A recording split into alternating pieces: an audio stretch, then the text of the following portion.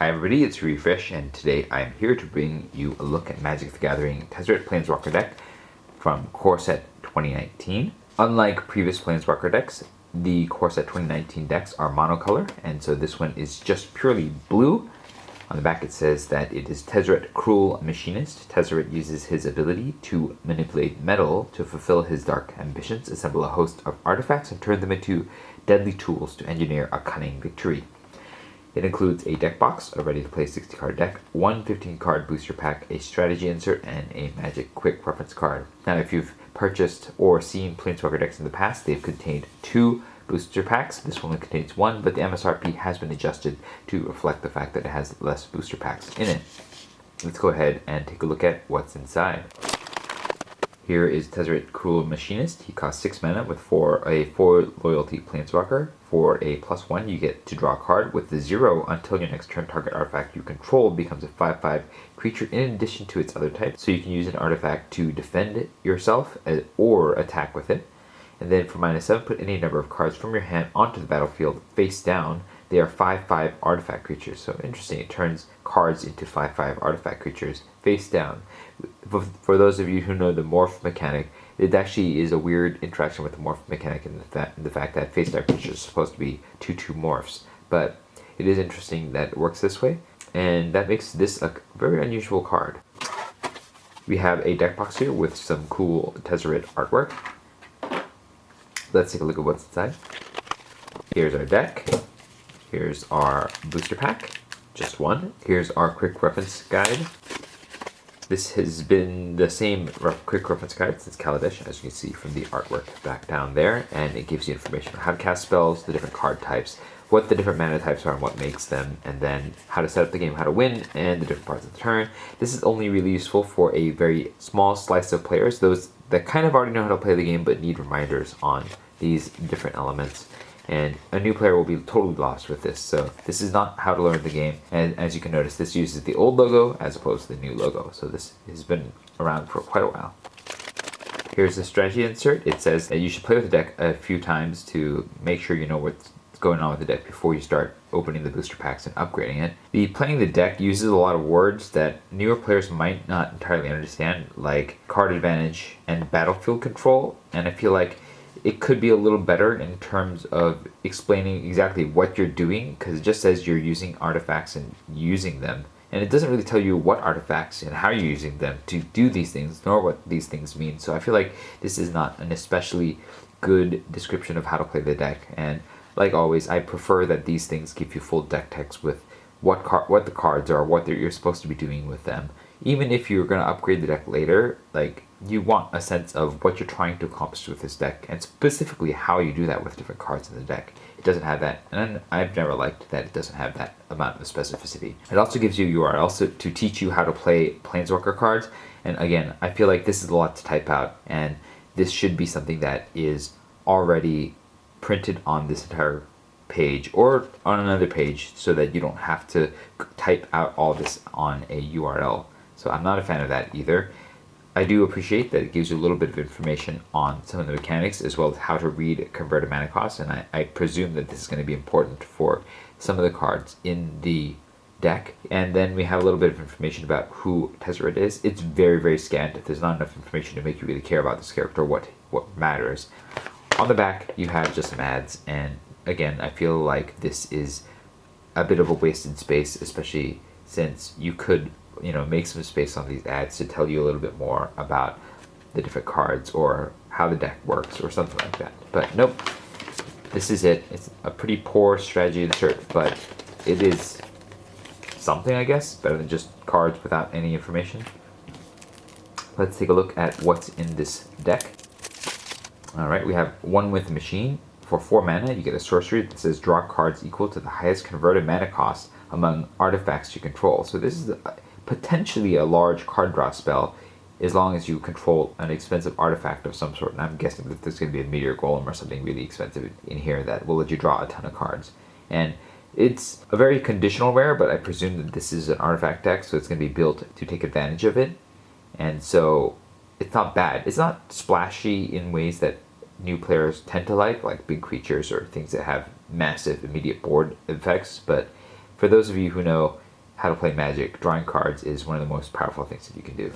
The other rare is a Riddlemaster Sphinx. You get for 6 men a 5/5 flying creature, which is already pretty good as far as these casual formats are concerned. And when it enters the battlefield, you may return a target creature your opponent controls to its owner's hand. So it's a bit of a tempo play as well. It's a pretty strong card for this particular kind of deck and this particular format. And those of you who have a blue welcome deck for M19, you'll recognize this card as one of the cards in that deck. I do wish that it had something to do with artifacts like the rest of the deck. And then Tezzeret's rare card is the Tezzeret's Gatebreaker. It's 4 mana and it's an artifact. It says when Tezzeret's Gatebreaker enters the battlefield, you look at the top 5 cards of your library. You may reveal a blue or artifact card from among them and put it into your hand. Put the rest on the bottom of your library in a random order. And then for 6 mana you can sacrifice it. Creatures you control cannot be blocked this turn. So this is a little bit different from the other search cards that are in the Core 19 set in that it lets you search for a blue or artifact card, which makes sense given that Tezzeret's deck is going to be full of artifacts and you don't want it to whiff. It doesn't search for Tezzeret like a lot of the previous Planeswalker decks used to do, and so that does feel a little worse in terms of not having additional copies of Tezzeret in your deck, and once he goes to the graveyard, he's gone. But because Tezzeret's deck is an artifact-centric deck, I understand why this is here, and it does something in terms of lets you swinging in for the win, but it's a bit expensive and it's a bit slow, and I do not love this card, and if it didn't cantrip, I would just downright hate it.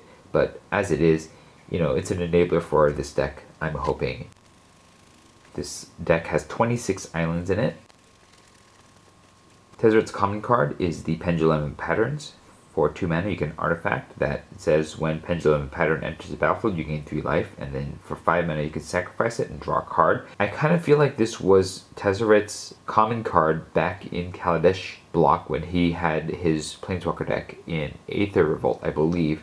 And, you know, for what this deck is trying to do, I guess this is not bad. I wish this drew a card upon entering the battlefield instead of gaining 3 life. But sometimes decks like these just want to have artifacts on board in order to get some sort of benefit or use them, and then being able to cantrip later and giving you a little bit of time as you play this in the beginning isn't bad, but it's not impressive either. Tezzeret's uncommon is Tezzeret's Strider. For 3 mana, you get an artifact creature Golem that is a 3/1, and as long as you control a Tezzeret Planeswalker, Tezzeret's Strider has Menace. So that's not bad to put on a 3/1 for Menace. Without it, it's just a really bad creature, but again, this deck is trying to make use of artifacts, so it's not the worst thing in the world.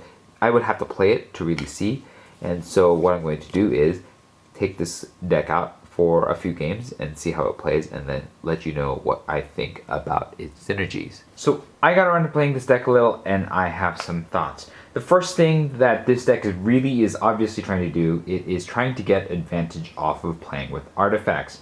So there are a bunch of artifacts in this deck, but there are not actually that many payoffs for the artifacts. As you can see, there are some artifacts that don't really do a whole lot of anything till much later, like the Pendulum Patterns. It just gets you a little bit of life, and then once you get to the late game, you can sacrifice it for cards.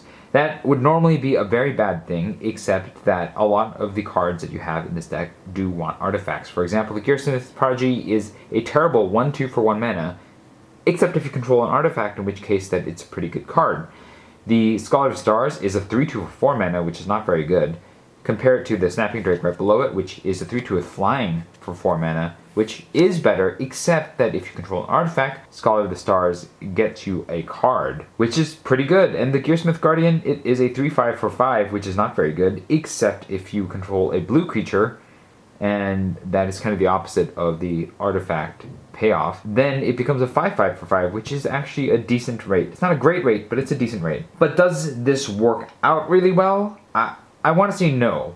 That's because this deck is not entirely clear on what it's trying to do. Is it trying to be aggressive, or is it trying to have a bit more of a mid-range strategy? That's not clear. The first sign of aggression are these Gearsmith Prodigies, because they're really good if you can get them down early in the game and start beating down. However, there's only 2 in the deck, which means the odds of you drawing this in your opening hand and then later drawing more early on, which is pretty much the only time that they're useful, are pretty low. This is not a card you want to draw late in the game, and so if this were trying to be a more aggressive deck, you'd have more Gearsmith Prodigies, more Field Creepers, less of these Pendulum Patterns, because that's not really what an aggressive deck wants to do, and the whole deck would be weighted down this way. But that's not what's happening here. So why are these Gearsmith Prodigies here if you're only going to have 2 of them? If there are 4 of them, I might be able to understand, because then you show that you want to have some early game aggression and then transition out of early game aggression to something else. But there's only 2.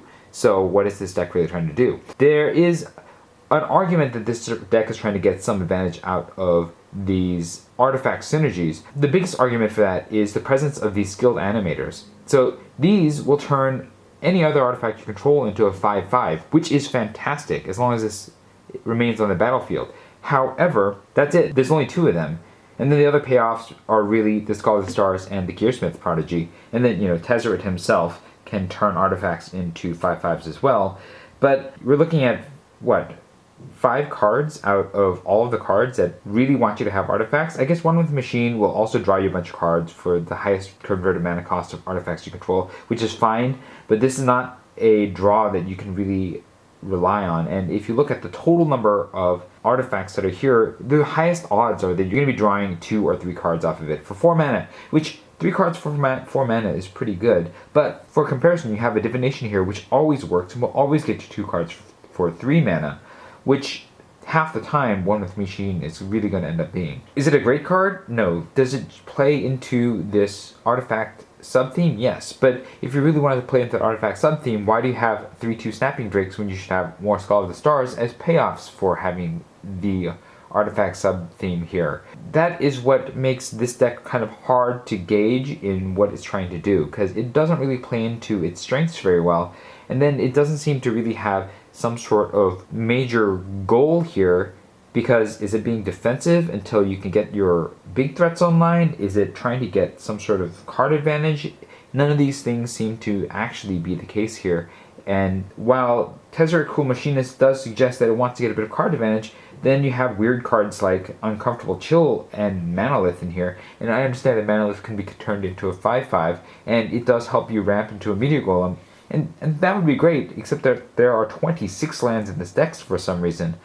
And I get that you might want 25 lands because you have these Meteor Golems, but you have so much card draw, you have a Manolith in here. What do you need 26 lands for? You're gonna end up drawing a bunch of lands when you need actual cards, and it's gonna be frustrating to have this many lands in the deck. I think that there have been previous Planeswalker decks that did this artifact synergy theme better, and consequently, I would recommend one of those over this, especially because of the overload of lands here.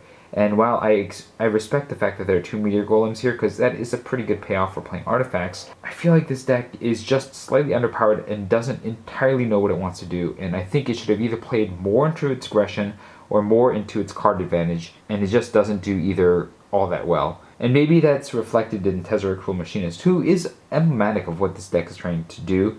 It wants to draw cards, yes, and then it wants to turn your artifacts into creatures. Cool.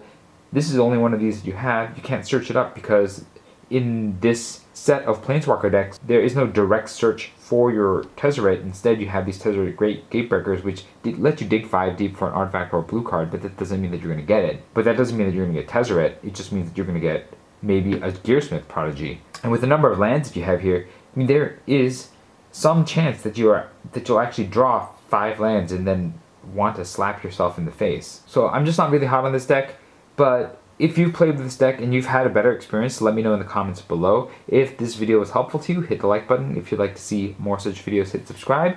This was Refresh. Thanks for watching, and I will see you next time.